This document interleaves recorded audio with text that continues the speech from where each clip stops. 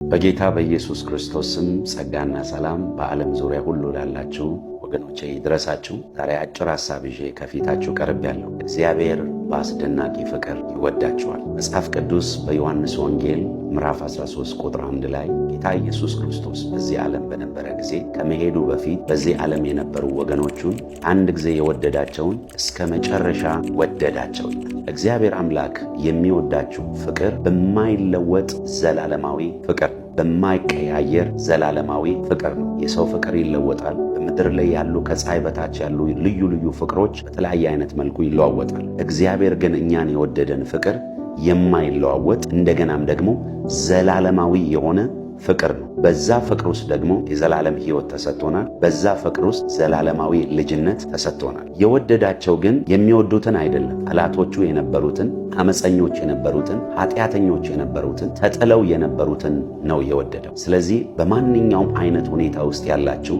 ወንድምና እህቶች አሁን በዚህ ሰዓት አንድ ነገር እንድታስቡ በእግዚአብሔር ፍቅር አሳስባቸዋለሁ። እግዚአብሔር በማይለዋወጥ ፍቅር፣ እግዚአብሔር በዘላለማዊ ፍቅር ይወዳቸዋል። ለዚህ ፍቅር ልባችሁን ክፈቱ። ይህንን የፍቅር ጌታ ወደ ውስጣችሁ ጋብዙ። የእግዚአብሔር ፍቅር አስደናቂ ነው። ኃጢአተኛውን፣ ጠላቱን፣ ተጥሎ ያለውን፣ ከሱ ርቆ ያለውን የሚወድ ነው። ፍቅሩ ደግሞ አንድ ጊዜ ከወደደ እስከ መጨረሻ የሚወድ ፍቅር ነው።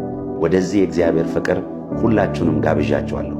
ከኔ ጋር እንደዚህ በሉ፣ እግዚአብሔር ይወደኛል፣ ያፈቅረኛል በሉ። እግዚአብሔር አምላክ ዘመናችሁን ይባርክ። ጸጋ ከእናንተ ጋር ይሁን። በኢየሱስ ክርስቶስ ስም አሜን።